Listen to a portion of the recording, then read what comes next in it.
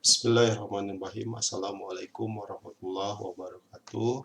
Pada kesempatan ini saya akan uh, menerangkan mengenai portal dosen Akademi Tata Boga Bandung.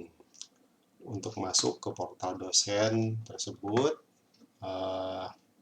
langkah pertama adalah buka browser, ya. Buka browsernya dan masukkan alamat URL-nya. Di mana alamat URL-nya adalah dosen.atb-minbandung.ac.id. Nah, ini tampilan utamanya. Untuk masuk ke portal dosen ini diperlukan username dan password, di mana username-nya adalah NIDEN atau nomor induk dosen atau NIK, ya, yang diberikan oleh pihak ATB atau yang diatur oleh pihak ATB. Nah, dalam hal ini saya ngambil contoh untuk username-nya adalah dengan menggunakan NIK atau NIDEN 11002, ya, dimana passwordnya dibuat standar NIK atau NIDEN juga. Jadi username NIK atau NIDEN, password juga adalah NIK atau NIDEN. Nah, saya coba masukkan. Nah, ini adalah tampilan utama dari portal dosen, ya. Di dalamnya ada beberapa menu. Di sebelah kiri menu, sedangkan pada sebelah kanan adalah sebagai display dari hasil menu ketika kita mengklik menu tersebut. Pada tampilan awal ini paling atas ada menu informasi penting yang berisi informasi yang dipublish oleh pihak Akademi Tata Boga yang diperuntukkan untuk dosen, ya. Nah, ini salah satu contohnya, baru satu ada informasi mengenai update data masing-masing. Ini judulnya. Kalau kita ingin melihat isinya, kita tinggal klik saja view. Nah, ini adalah isinya. Kemungkinan nanti pengumuman ini atau informasi bukan hanya satu, mungkin banyak, dan kita bisa mencari informasi berdasarkan judulnya. Berikutnya adalah menu biodata. Menu biodata ini berisi data-data mengenai dosen yang bersangkutan, ya. Nah, dalam hal ini saya mengambil contoh untuk NIDEN 11002 atas nama Endang Sumarna, ya. Ini view-nya. Kalau kita ingin melihat detailnya atau ingin mengedit, kita tinggal klik edit dan masukkan email, nomor rekening, NPWP. Terus kalau ingin mengganti gambar, tinggal pilih gambarnya, ya. Tinggal pilih gambarnya, cari gambar yang ada, misalkan, ya. Cari gambar yang ada. Kita coba lihat. Nah, ini fotonya apabila ingin diganti, ya. Apabila ingin diganti, nah, fotonya perlu diperhatikan jangan lebih dari 100 KB. Tetapi kalau ini fotonya tidak ingin diganti, kita tinggal delete saja, maka fotonya akan menjadi hilang, ya. Atau ingin mengisinya lagi, kita tinggal pilih choose, klik, ya. Ini kita klik oke. Nah, ini, ya. Saya coba menggunakan foto yang ini saja. Alamat kontaknya juga ada baiknya disesuaikan, alamat kelurahan, terutama nomor telepon dan nomor telepon rumah, sehingga bisa dengan mudah dihubungi, ya. Kalau sudah selesai update datanya, kita bisa menekan tombol edit, ya. Edit, maka perubahan akan disimpan. Untuk selanjutnya adalah kalender akademik. Menu kalender akademik berisi kalender akademik untuk setiap tahun per kelas. Nah, kalau kita lihat, ini sebagai contoh saja, saya pilih non-reguler. Kita lihat non-reguler. Nah, ini ada beberapa kegiatan, ya. Ini isinya hanya 3 karena memang hanya contoh saja. Berikutnya mahasiswa bimbingan.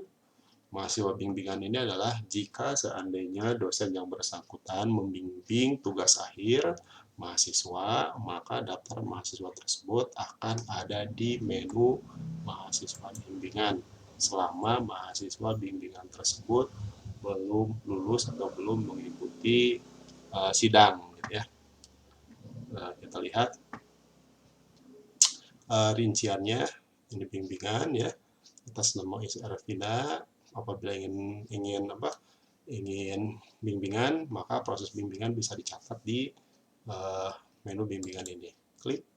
Nah, ini ya, yang mencatat historical bimbingannya, kita bisa tambahkan di sini, add. Maka kita bisa masukkan materi bimbingannya. Misalkan pada tanggal 6, dia bimbingannya adalah bab 1 gitu ya. Nah, rekomendasinya misalkan perbaiki latar belakang dan lain-lain dan seterusnya. Kalau sudah, kita simpan.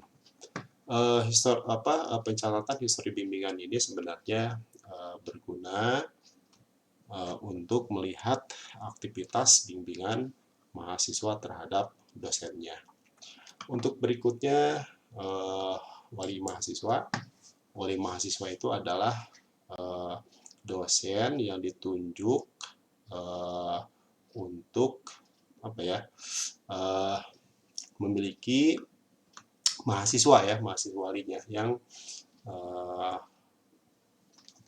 di tempat berkonsultasi mahasiswa kepada dosen yang bersangkutan. Nah, ini sebagai contoh wali mahasiswa bahwa dosen yang tadi dia memiliki wali mahasiswa beberapa mahasiswa. Maka dosen tersebut bisa melihat aktivitas mahasiswa termasuk nilainya.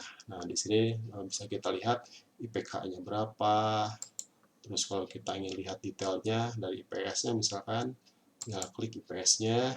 Nah, ini IPS-nya pada 2012, 2013, periode 1 itu adalah ganjil, kalau ada 2 itu genap gitu ya. Dia mengambil jumlah SKS 17, untuk IPS-nya 2,94. Kalau ingin kita lihat daftarnya, misalkan klik. Nah, ini adalah daftar nilai secara keseluruhannya. Kalau kita ingin balik lagi, kita lihat, kita klik wali siswa. Misalkan, saya pilih yang ini, ingin melihat DNS-nya atau IPS-nya juga. Nah, ini berarti 2018, 2019 ganjil, ini genap, ngambil jumlah SKS 24, ini 27, dan ini adalah IPS-nya. Untuk DNS-nya, kita bisa langsung lihat. Nah, ini adalah daftar nilai yang di DNS-nya. Ketika si mahasiswa tersebut konsultasi, maka historinya bisa dicatat oleh dosen yang bersangkutan di menu konsultasi ini. Nah, ini ya. Nah, misalkan ini tanggal konsultasi tanggal 6, tahun akademik konsultasi misalkan 2018, 2019, periodenya 1, terus konsultasinya misalkan konsultasi mengenai kegiatan ekstrakurikuler misalkan ini. Rekomendasi dari dosen yang bersangkutan misalkan ikuti dengan baik, misalkan seperti itu. Kita simpan dengan menyimpan historical dari proses, artinya bimbingan ya si mahasiswa wali tersebut kepada dosen walinya, maka akan diketahui secara historinya. Nah, itu dari wali mahasiswa. Berikutnya di portal dosen ini, dosen bisa menginput nilai secara mandiri gitu ya. Jadi sebagai contoh misalkan input nilai. Nah, input nilai di sini keluar 2 mata kuliah yang diampu oleh dosen tersebut ya. Input nilai ini ada batas waktunya, biasanya seminggu atau 2 minggu ketika UAS atau UTS selesai, dan ini dikonfigurasi atau diatur oleh bagian prodi dari tanggal berapa sampai tanggal berapa input nilai itu bisa dilakukan. Nah, sebagai contoh untuk mata kuliah pengawet makanan, untuk input nilai ya, input nilai Nah, ini ketentuan yang masih berlaku, mungkin nanti disesuaikan ketentuan yang berlaku di ATB ya. Nah, untuk input nilai ini tinggal kita grid edit. Nah, ini tinggal grid edit. Di grid edit ini kita tinggal masukkan nilainya saja.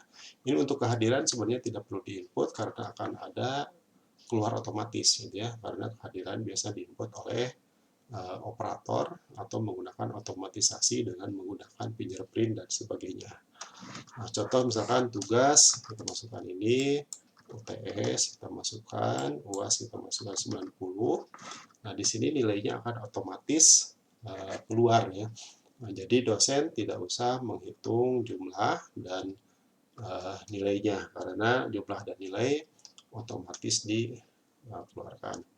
Setelah selesai, kita bisa save ya untuk menyimpannya, dan supaya apabila ingin ngeprint format nilainya untuk diserahkan ke bagian akademik, maka bisa dilakukan dengan cara menekan tombol print di sini ya, tombol print di sini. Nah, ini hasil kira-kira printannya, dan ini bisa langsung di print ya, bisa langsung di print. Nah, ini ada di atas ada footer dan header. Apabila ingin menghilangkan, ini sebenarnya ada di more setting saja.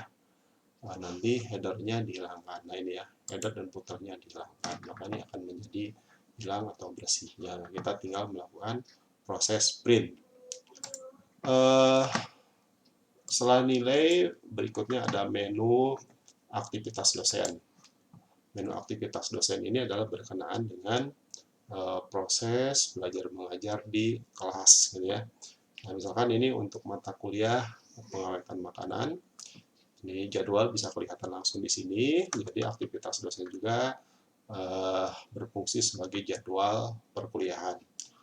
Kita lihat untuk makanan, pengawetan makanan, ini ada, kita bisa melihat rinciannya. Ini ada jadwal pengganti. Jadwal pengganti itu adalah jika dosen berhalangan hadir pada pertemuan tertentu, maka dosen bisa mengajukan jadwal pengganti ya, dengan mengajukannya melalui sistem sebenarnya. Tapi alangkah lebih baiknya pengajuan ini seminggu atau 2 hari sebelumnya. Untuk mengajukan, kita tinggal klik add di sini. Ini tanggal ditindakannya kapan, tanggal penggantinya mau dilaksanakan kapan, misalkan tanggal 13, dari jam berapa sampai jam berapa, sebagai contoh saja, misalkan ini sampai jam 12 itu, ruangan ini mau di ruangan di mana gitu ya. Nanti ketika diajukan, ini akan diproses oleh bagian penjadwalan atau akademik atau BAK gitu ya. Mungkin namanya berbeda. Nah, ini status pengajuan ini diajukan. Tetapi kalau sudah disetujui, ini akan berubah status menjadi disetujui. Ya, berarti dosen tinggal melakukan perkuliahan sesuai dengan jadwal yang disetujui tadi. Dari aktivitas dosen, kembali lagi, selain penggantian jadwal, ada juga daftar mahasiswa. Kalau seandainya kita ingin melihat daftar mahasiswa pada kelas yang bersangkutan, ya, ini kehadirannya kita bisa lihat. Berikutnya dokumen pembelajaran. Dokumen pembelajaran itu adalah dokumen yang memang disiapkan oleh prodi dan diupload ke sistem atau ke portal dosen ini. Bisa berupa silabus, SAP, dan seterusnya. Yang berikutnya adalah DHMD. Nah, DHMD itu adalah aktivitas pembelajaran antara dosen dan mahasiswa. Ini kosong karena memang DHMD ini berkaitan dengan pencatatan kehadiran dosen yang dilakukan oleh operator ataupun oleh sistem secara otomatis. Jadi ketika dosen sudah masuk, begitu dosen keluar, maka ini akan tercatat waktu dan keluar dalam proses pembelajaran dengan mahasiswa gitu ya. Jadi ada pencatatan aktivitas dosen di sini. Berikutnya ada jadwal ujian. Nah, jadwal ujian di sini, jadwal ujian dosen bisa mengupload soalnya ya. Dosen bisa mengupload soalnya apakah UTS ataupun UAS. Soal yang diupload bisa dalam bentuk PDF atau dalam bentuk Word, itu ya soalnya. Nanti soal tersebut akan di-download oleh panitia ujian atau oleh BHK atau oleh bagian akademik sesuai dengan waktunya. Berikutnya adalah ini jadwal untuk seluruh jadwal kuliah. Ya, bisa dilihat apabila diperlukan. Ada jadwal kuliah pengganti. Nah, yang diujukan tadi ya, tadi kan mengajukan jadwal pengganti nih, maka akan bisa dilihat di sini. Dan statusnya juga apakah diajukan ataupun disetujui ya, disetujui. Dan yang terakhir adalah jangan lupa apabila sudah berhasil masuk ke portal dosen ini, supaya untuk mengganti password masing-masing. Password yang asalnya username-nya nick, password-nya nick atau niden, harus diupayakan supaya diganti, supaya tidak mudah ditebak oleh orang lain, apalagi dirubah ya, karena di sistem portal dosen ini ada mengenai nilai. Jadi diusahakan password itu selalu diganti dan dijaga kerahasiaannya. Ya, tinggal diganti saja password lama apa, password baru tinggal dimasukkan. Satu hal lagi, ketika kita sudah selesai masuk ke portal dosen ini, jangan lupa untuk selalu log out ya, untuk menjaga keamanan. Karena kalau tidak log out, nanti begitu orang menggunakan komputer tersebut, ini sudah masuk ke portal dosen. Jadi ini mesti dijaga gitu ya. Itu saja mungkin pembahasan dari saya mengenai portal dosen ini. Sekian dan terima kasih.